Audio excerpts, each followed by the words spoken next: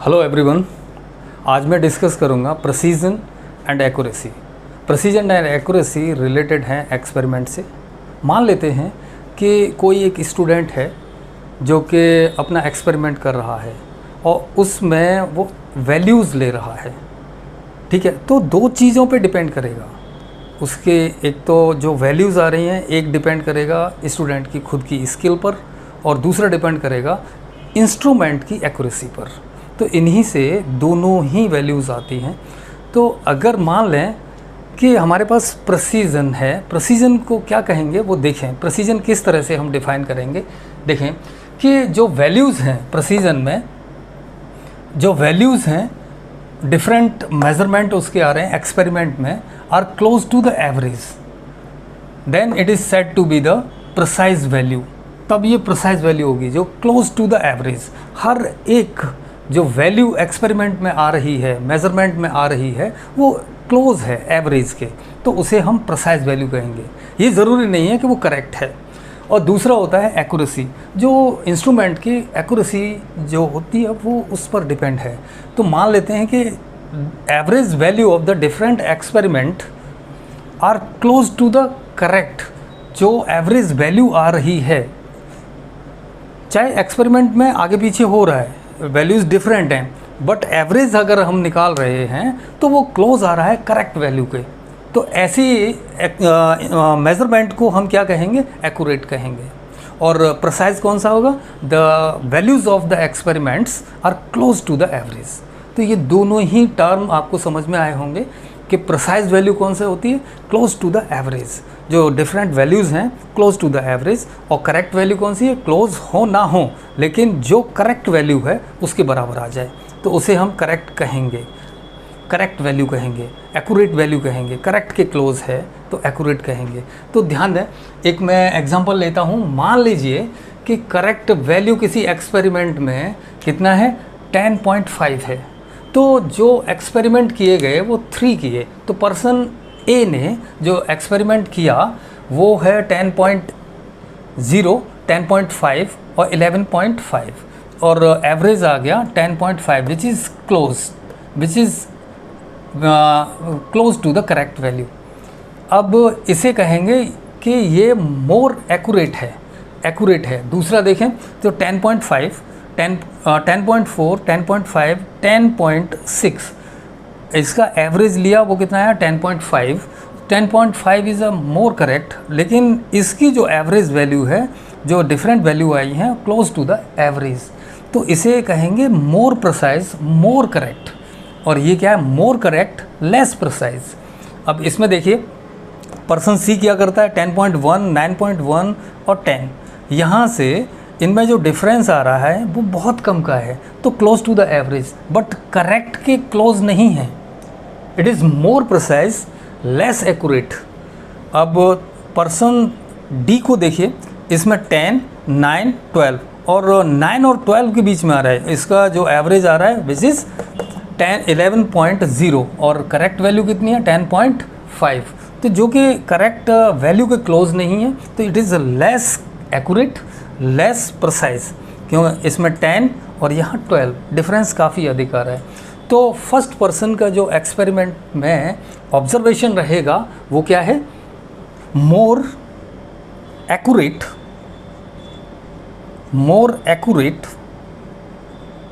Less precise. Person B क्या रहेगा, more precise, more accurate.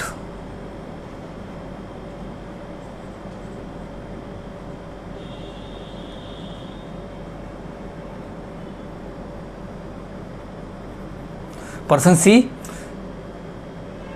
मोर precise less accurate, accurate value के पास नहीं आ रहा है, मतलब करेक्ट वैल्यू के पास नहीं है। मोर प्रिसाइज लेस एक्यूरेट। यहाँ पर एवरेज भी इसके क्लोज नहीं है डिफरेंट वैल्यूज़ के, तो लेस प्रिसाइज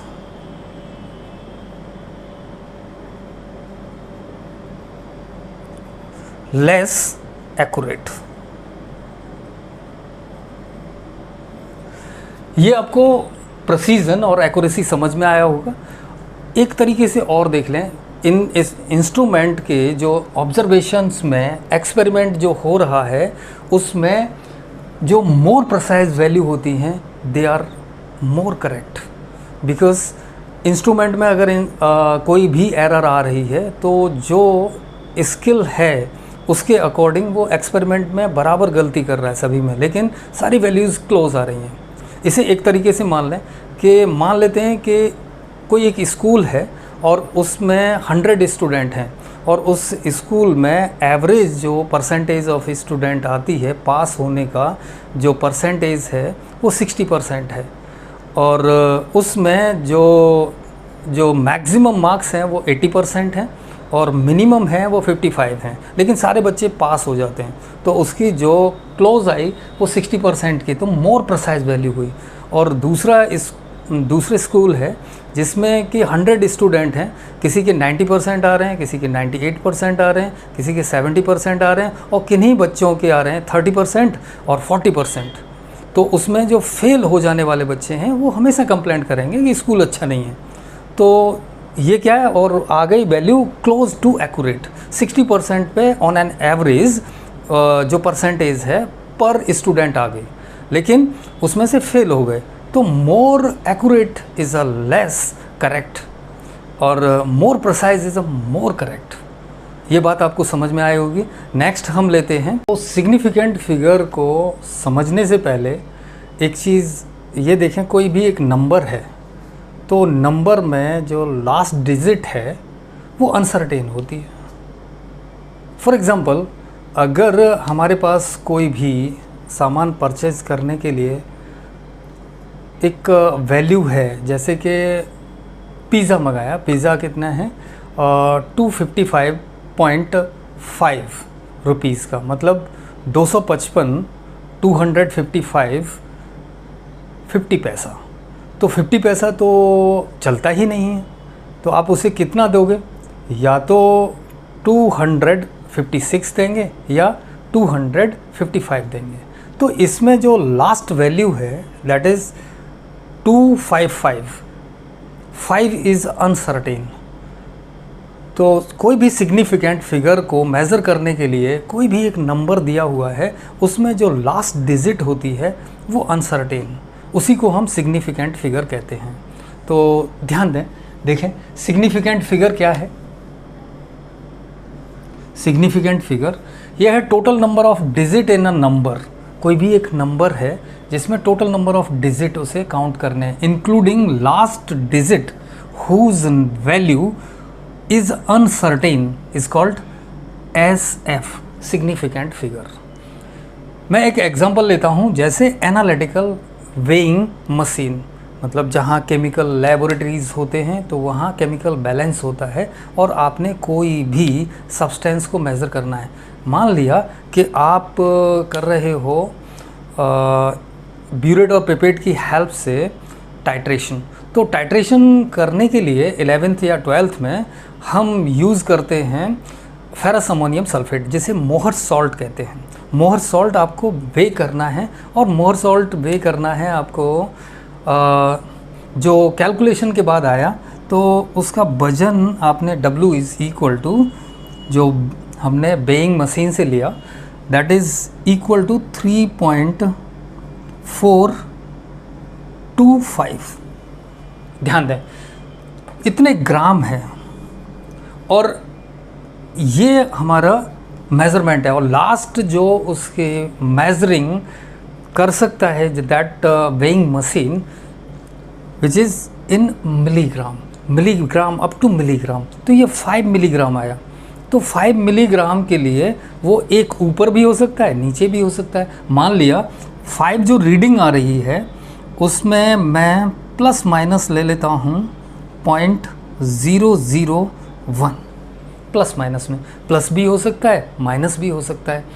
अगर इसमें देखें तो ये 5 से अधिक हुआ तो ये 6 भी हो सकता है, और 5 से कम हुआ क्योंकि ये मिलीग्राम है तो ये 4 से कम भी हो सकता है। तो इसमें ये जो 5 है वो लास्ट डिजिट है विच इज़ अनसर्टेन, ये अनसर्टेन है। तो इनमें जो टोटल नंबर हैं 1 2 3 4, जो टोटल नंबर ऑफ डिजिट हैं किसी भी नंबर में, उन्हें हम क्या बोलते हैं, सिग्निफिकेंट फिगर।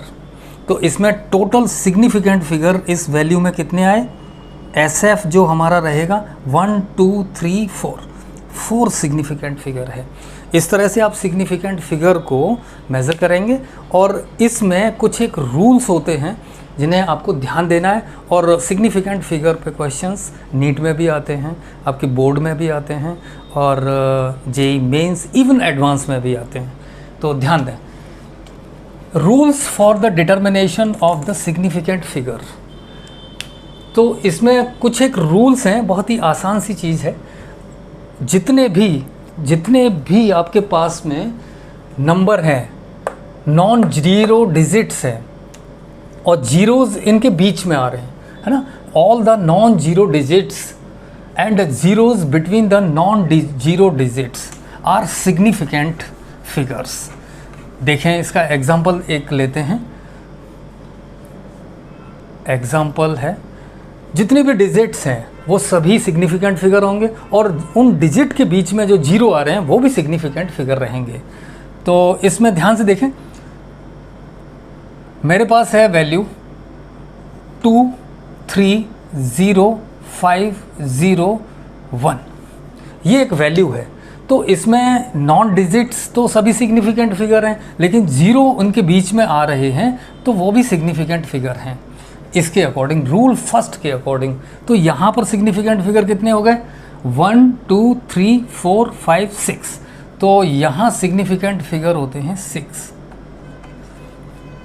या कोई भी नंबर है। और दूसरा भी देख लें एग्जाम्पल, तो 205, इसका सिग्निफिकेंट फिगर कितना है, 3 है, 3 सिग्निफिकेंट फिगर्स। नेक्स्ट रूल देखें, इसमें नेक्स्ट रूल में है all zeros right to the decimal point, decimal point के राइट हैं, और left to non zero digits are significant figure. कोई भी डिजिट है वो right to the decimal point है और left to the non zero है। तो ऐसे जितने भी सिग्निफिकेंट फिगर हैं, सिग्निफिकेंट, ये सभी जीरो सिग्निफिकेंट फिगर नहीं होंगे। एग्जाम्पल देखें इसका,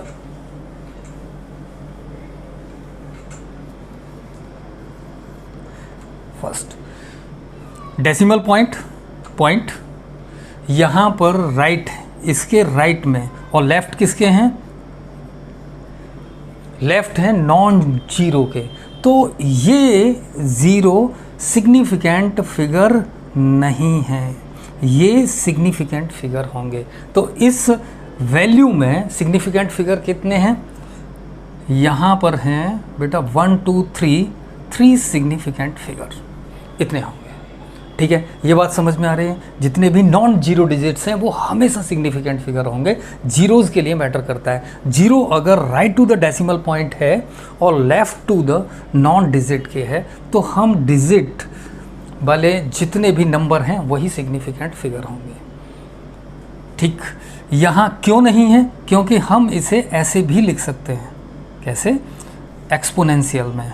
क्यों नहीं है, तो 1.25 इंटू 10 टू द पावर 1 2 3, ठीक है, यहाँ तक पॉइंट लगाया हमने, तो 10 टू द पावर -3, तो यहाँ देख रहे हो आप, ये सिग्निफिकेंट फिगर होंगे 3।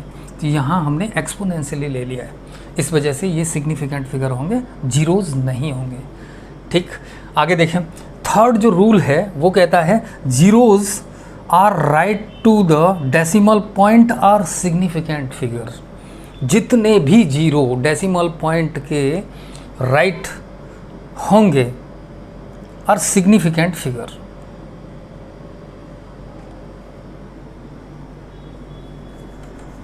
ध्यान दें, इसका एग्जांपल देखें, right to the decimal point, but उधर left to the non zero digit नहीं। समझें, मान लिया हमारे पास क्या है, 2.000, ये है, कोई एक इंस्ट्रूमेंट है, उसकी लास्ट जो मेजरिंग जो यूनिट आएगी वो लास्ट में है, तो ये जो हमारा है वो सिग्निफिकेंट फिगर में आएगा 0। तो इसमें अगर देखें सिग्निफिकेंट फिगर तो ये सभी 0 काउंट होंगे कि लास्ट काउंटिंग यहाँ तक होगी। मान लिया मिलीग्राम तक कोई भी इंस्ट्रूमेंट मेज़र कर रहा है और ये ग्राम है, तो 2 ग्राम अगर मेज़र हुआ तो मिलीग्राम तक भी मेज़र कर सकता है, तो ये सिग्निफिकेंट फिगर होगा। इसके सिग्निफिकेंट फिगर कितने हुए? इसका 3 है, 1 2 3 4 सिग्निफिकेंट फिगर्स होंगे, ये इंक्लूड कर लिया। अगर मैं ऐसे लेता हूँ, ये फर्स्ट ये सेकंड देख लीजिए 3.50, तो ये 0 क्या है? Right to the decimal point है, तो इसमें सिग्निफिकेंट फिगर कितने हैं? 3 सिग्निफिकेंट फिगर्स होंगे। नेक्स्ट देखें, नेक्स्ट रूल क्या कहता है? The number and which is 0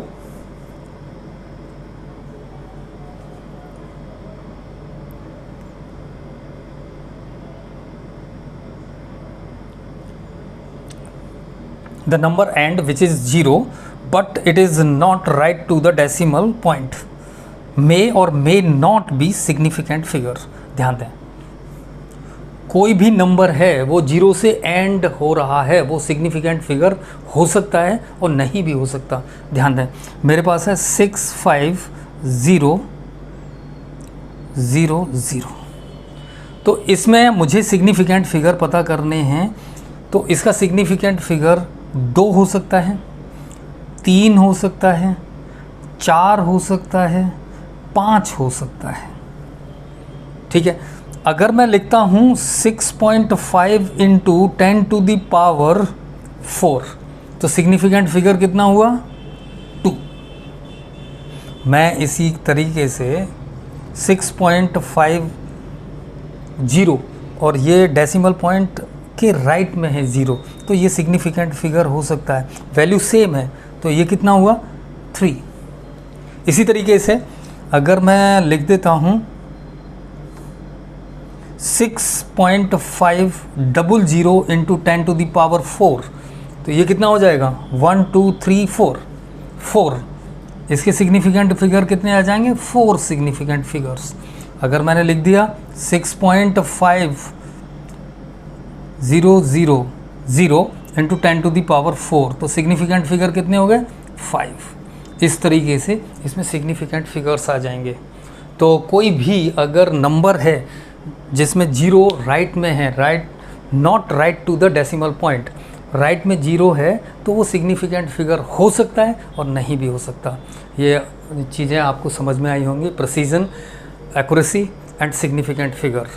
तो जो बच्चे हमारा चैनल देख रहे हैं, वीडियो देख रहे हैं, जिन्होंने नहीं सब्सक्राइब किया वो सब्सक्राइब करें, कमेंट करें।